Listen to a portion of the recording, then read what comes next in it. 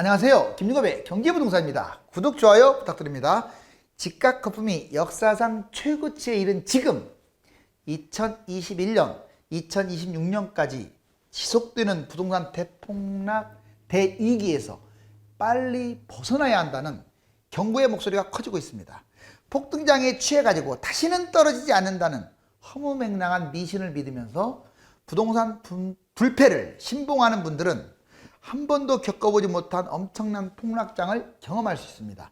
상담 안내는 02-501-7554, 유료 상담은 010-3999-8808입니다. 전화 주십시오. 집값 거품 커지고 있는데 언제 벗어나야 할까요? 역사상 최대 부동산 대폭락, 대위기. 자, 빨리 탈출하세요. 지금 다주택자들 층층이 아주 위태롭게 집을 쌓아놨네요.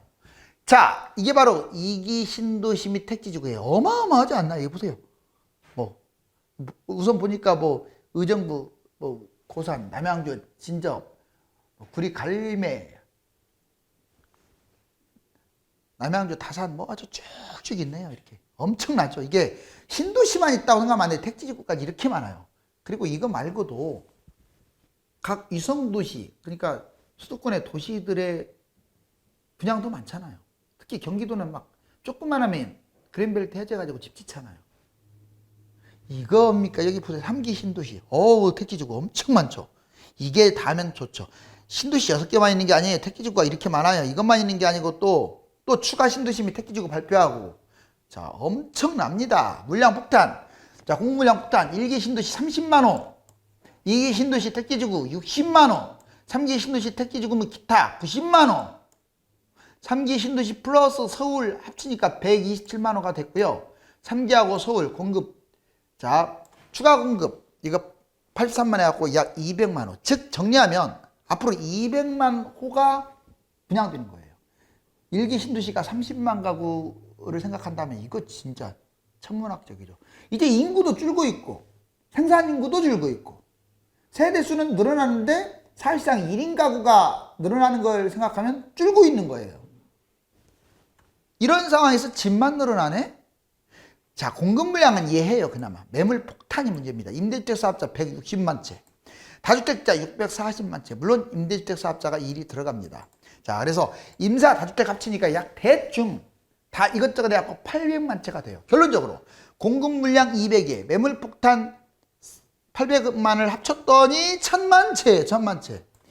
즉 잉여 집이 1000만 채라고요. 남아있는 집이. 우리나라 지금 집이 전체 몇만 채일 것 같아요. 대충 2300-400만 채 정도 돼요.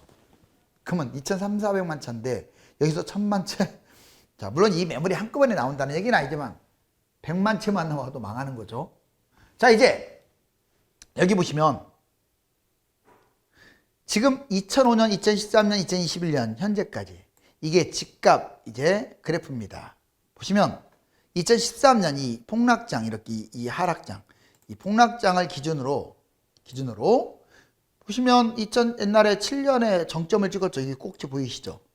그러다가 8, 9년부터 서서히 하락해서 본격적으로 10년부터 떨어지긴 했지만 아무튼 이렇게 쭉 내려갔죠. 그런데 이번에 또 보세요. 쭉 올라가죠. 여기가 정점이네요. 언제냐? 2021년이네요. 자, 여기 지금 같이 쭉 연결 지어보자고. 이렇게. 같네요. 자, 그런데 이렇게 올라가요. 얘처럼 이렇게. 근데 여기 떨어졌잖아. 이렇게. 얘도 떨어질 일만 안 남았네. 이 화살표처럼. 이 해가 대충 2021년이나 2022년이라는 거예요. 너무 닮지 않았어요? 그 다음에 이제 분양 물량, 입주 물량 한번 비교해 볼게요. 2025년, 2013년, 2023년 이렇게 보면은, 자, 제일 입주 물량이 많을 때가 집값이 제일 폭등했던 한 2007, 8, 9년 이때 7, 8년이에요. 이때. 엄청났네요.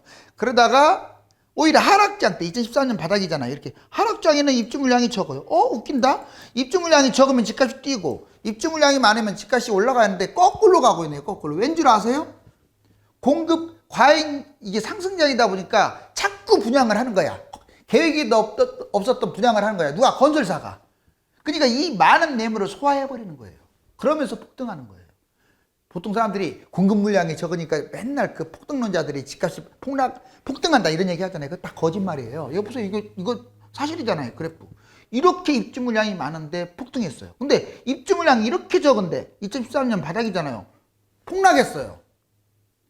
입주 물량과 오히려 반비례합니다. 이번에도 보세요. 자, 이 얘기 해드릴게요. 지금 2021년이 여기야.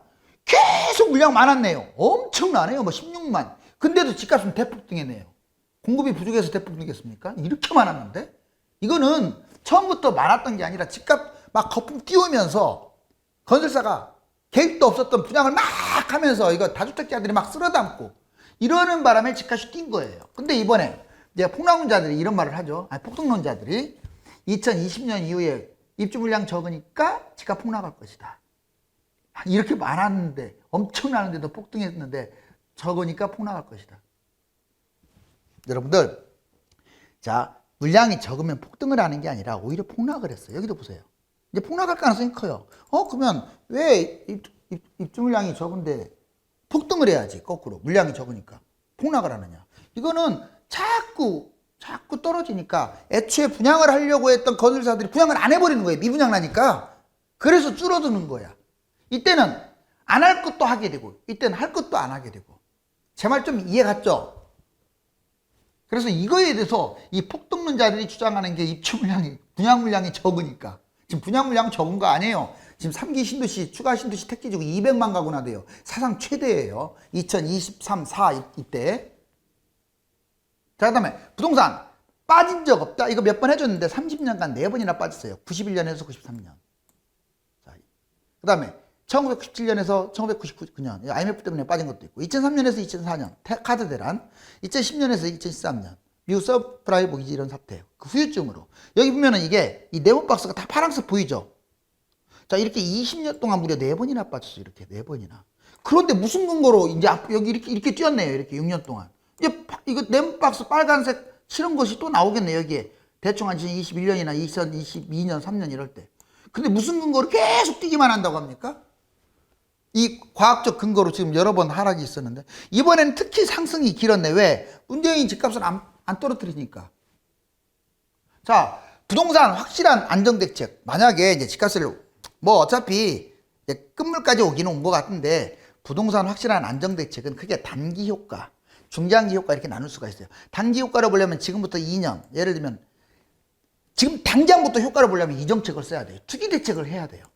투기 대책이 실패한 게 아니에요. 정부가. 투기와의 전쟁은 당연한데 투기와의 전쟁이라고 말만 해놓고 투기꾼들을 더 부추겼어요. 투기꾼들을 잡지 않고. 정말 틀린 거 아니잖아요. 다주택자들 계속 더 늘어났고 갭 투자자들 계속 늘어났잖아요. 그 사람들 누진세 때리고 갭 투자들 이익 환수 해봐요. 그럼 집값 떨어지지. 여기 보세요. 투기 대책, 갭 투자, 다주택자, 외국인들, 특히 외국인들이 사람들 참 토지거래 허가제 이런 걸 썼더라면 집값은 떨어지죠. 다주택, 임대주택 사업자 등 자, 이런 사람들이 매물을 토해내게끔 만들면 당연히 집값 하락합니다. 근데 이거 아예 안 하고 있어요. 중장기적으로는 이게 효과를 봐요. 2년에서 5년 이상 먼저 신규 공급 확대, 신도시 택지지구. 지금 정부가 이건 잘하고 있네요. 지금 하고 있잖아요. 근데 지금 중요한 건 이것도 중요하지만 이게 더 중요해. 이게 지금 당장 여러분들 효과 보기를 바라지 5년 있다 집값 떨어지길 바래요? 아니잖아요. 근데 이거 해야지. 이거 근데 안 하고 있잖아. 오히려 사과까지 하면 죄송합니다 하고 사과까지 하면서 이건 안 하고 있고 엉뚱한 짓만 하고 있잖아요. 기존 공급도 확대시켜야 돼. 재개발, 재건축. 지역별 아파트 장단점. 자, 이게 서울, 경기, 인천, 지방이 있습니다. 이게 장단점이 있어요. 자, 서울은 그건 이제 문제점이 뭐냐면 집값 거품이 치고 뭐니 해도 이 중위권 가격이 서울이 제일 비싸니까 거품이 치고니까 그 말은 하락장에 폭락한다는 얘기예요. 두 번째, 가격이 높아서 대폭락하는 건 기정사실이에요. 제일 많이 누가 떨어지냐? 서울이 1번, 경기, 인천이 2번, 지방이 3번이에요. 이건 볼 것도 없이 이 순서로 많이 떨어집니다. 비싸니까 많이 떨어지는 거예요. 여기 경기, 인천, 신도시 매물 폭탄. 경기, 인천은 왜 안 좋냐? 신도시가 너무 많아. 폭락 후에 회복이 문제야. 서울은 그나마 폭락한 다음에 많이 올라가요. 근데 경기도는 별로 안 올라갈 것 같아요. 본전치기 하거나 조금 더 뛰고. 근데 지방은 더 심각해요. 인구도 줄어들고 산업도 줄어들고 폭락 후에 아예 회복이 안 돼버려요. 여기는. 자, 보자고요. 그러면 장점도 보자고. 여기서는 지금 문제점을 봤더니 서울이 제일 심각하죠. 거품이 심하니까. 그래. 자, 그리고 장기적으로 문제는 지방이 심하죠. 올라가질 않으니까. 근데 서울은 특장점이 있어요. 장기적으로 계속 우상향할 가능성이 커요. 이 폭락을 거치고 난 다음에는 또 신고가 찍는다고 이렇게 떨어졌다가 또 신고가. 왜? 서울이라는 땅은 좁고, 자, 경기도에 16분의 1밖에 안 되고 인구도 크게 차이 안 나는데 희소성이 있고 해외도 수도권은 비싸요. 서울은 비싸요. 보세요. 장기적으로 집상승 투자 안전성이 가장 높다. 다만 지금 잡았을 때는 너무 거품이 심하니까 조심. 자, 그 다음에 수도권. 장점은 수도권의 인구유입. 수도권이 계속 집을 지어대도 지방 사람들이 수도권으로 온단 말이에요. 알았어요? 그러니까 그렇게 지어대도 그나마 수도권은 신고가는 찍을 것 같아. 그리고 특히 서울하고 강남하고 가까운 곳은 더 좋아요. 그 다음에 중저가 지방 같은 경우는 싼 것들은 좋습니다. 뭐 떨어져봤자 거기서 거기에요. 싼 것을 얼마라고 말하냐, 뭐 한 5억? 그런데 얘들 10억 넘어가는 것, 특히 20억, 30억짜리들이 있죠. 제가 보기에는 똑같은 20억이고 똑같은 30억이고 똑같은 10억일지라도 서울 10억, 지방 10억, 지방 10억이 훨씬 위험해요. 나중에 5억까지 4억까지 떨어졌다가 회복도 못할 수 있어요. 이건 뭐 여러분들이 더 잘 알지 않아요, 저보다? 자, 이제 대구, 부산, 울산, 창원, 광주, 호남, 영남, 한마디로 말해서 전국의 지방 집값은 위기입니다. 먼저 인구 감소, 산업 감소, 1인 가구가 증가. 지방 집값 위험하다고 지금 내가 말하고 있잖아요. 특히 자전거래도 많아요. 지방 집값이 자기들끼리 띄우는 거. 신고가 계약한 다음에 취소돼 가지고 그 취소가 고스란히 신고가로 찍혀. 물론 요즘은 이제 조금 이게 다시 문제가 돼 가지고 원상복귀 시켰지만 이러면서 집값이 폭등한 것처럼 돼 있어요. 거래량이 지금 급감하고 있습니다. 지방은요, 지방은 정말 거래 안 돼요. 특히 비싼 아파트. 호가만 높아가지고 집값은 뛰었는데 더 싸게 내라도 안 팔리는 기현상이 벌어져요. 신고가 계약 취소되고 단속 후 급매가 지금 등장하고 있죠. 집값. 오히려 지금 아까 창원이라든가 뭐 세종이라든가 한때 이렇게 하락한 곳들이 늘어나고 있잖아요. 주택 공급은 증가하고 빈집이 엄청나게 늘어나고 있고 결국은 집값 대폭락. 특히 고가 아파트. 자, 집값 올라도 매입에 신중을 왜 해야 할까요? 집값 올랐다고 막 춤출 이유가 아닙니다. 자, 앞으로 2021년 혹시 앞으로 1년 동안 집값이 뛴다고 하더라도 매입을 하지 말라는 게 아니라 매입에 신중해야 할 이유를 잘 보자고. 1번, 비과세 어려움이 있을 가능성이 커요. 이제 상승능자, 폭등능자는 2023년이네 4년까지 뛴다라고 얘기하는데 그 사람들 말로라면 지금 사야 돼요. 왜? 2년간 더 뛰는데 비과세까지 뛰잖아요. 잡아야죠. 무조건 잡아야죠. 근데 과연 8년 뛰었는데 10년 채우려고 2년 더 뛴다. 글쎄요. 제 생각은 비과세까지 뛰기는 좀 어려워요.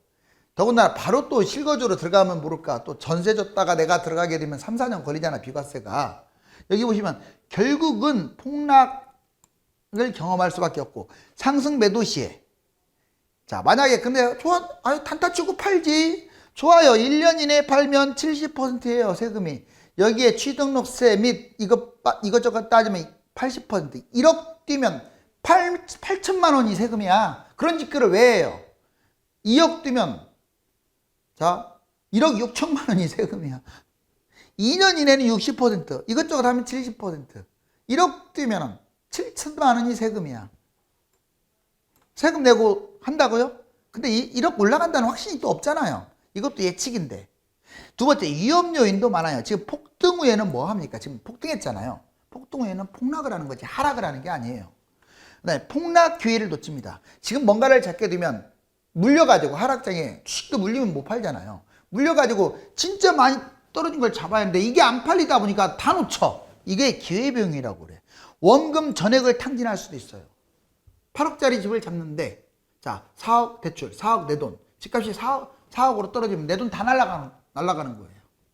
뭐 갭투자도 마찬가지예요. 8억짜리 집을 잡는데 전세 4억, 내 돈 4억. 4억으로 떨어지면 내 거 4억 싹 날아가는 거예요. 회복도 못할 수도 있어요. 아까 얘기했잖아요.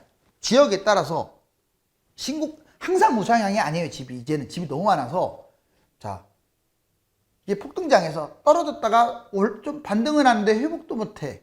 그럴 가능성도 있어요. 하락 요인이 지금 갑자기 늘어나고 있잖아요. 대출 비율도 지금 많아져. 대출이 너무 심해. 금리 인상 속도가 빨라지고 있어. 물가 상승 속도도 빨라지고 있고요.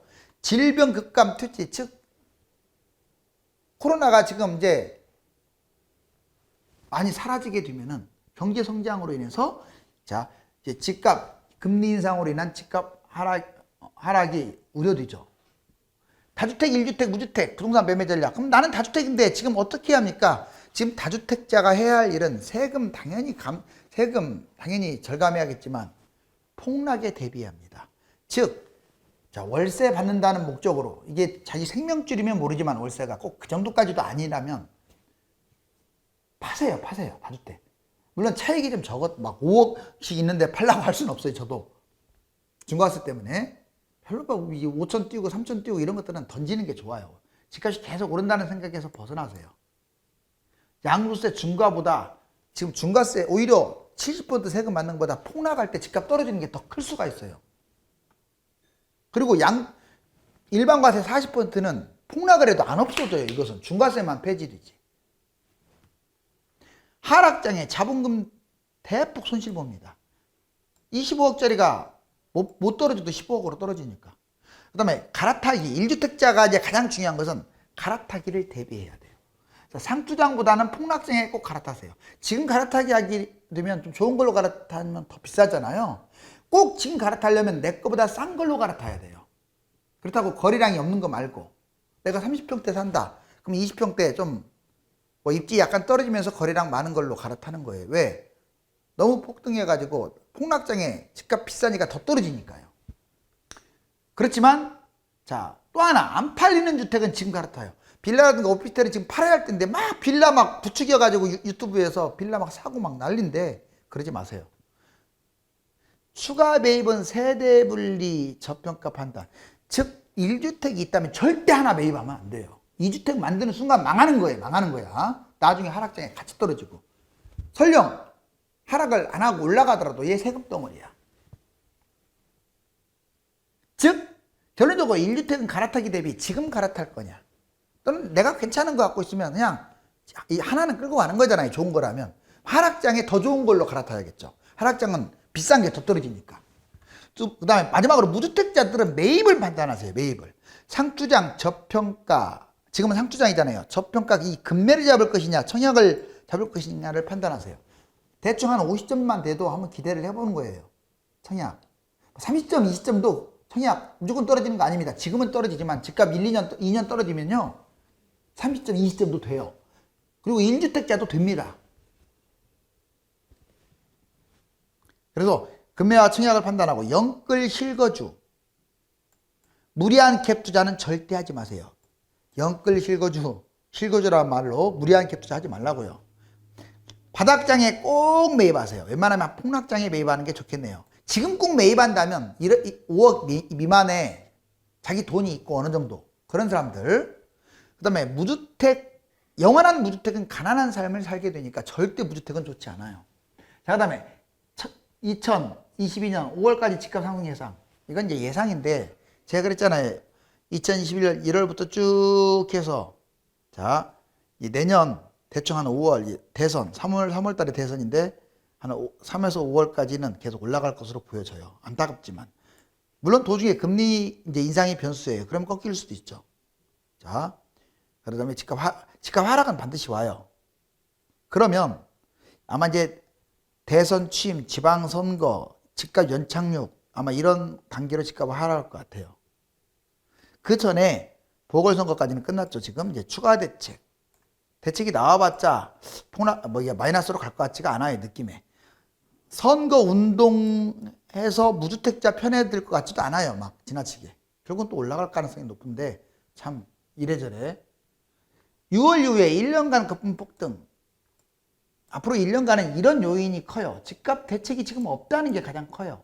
현 정권 내내 결국은 올라가네요. 자, 여름 6년 동안 폭등했어요. 여러분들 16년부터 2021년까지 20년까지 여름만 되면 올라가는 거야.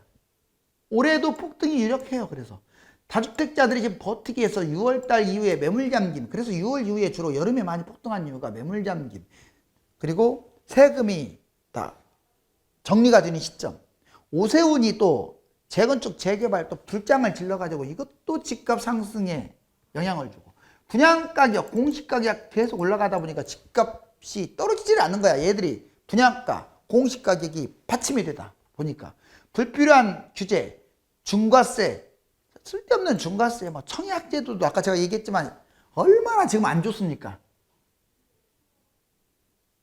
하반기 폭등과 투기 특단 대책 여부 여기 보시면 지금 정말 2016년에 831 대책 8월, 2017년 802 대책 다 하반기 대책이에요. 지금 2018년 913 대책, 2019년 116 대책, 617 대책. 여기 보시면 왜 하반기에 대책이 많냐면 계속 올라가니까 하반기 때 여름에 폭등하니까 대책 나오고 이게 여기가 마이너스인데 마이너스는 몇 번 안 나와요.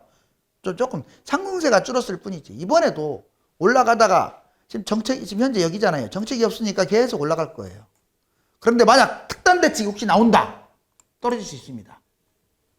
자, 정말 매물 홍수로 이 버블로 집이 완전히 추락하는 모습.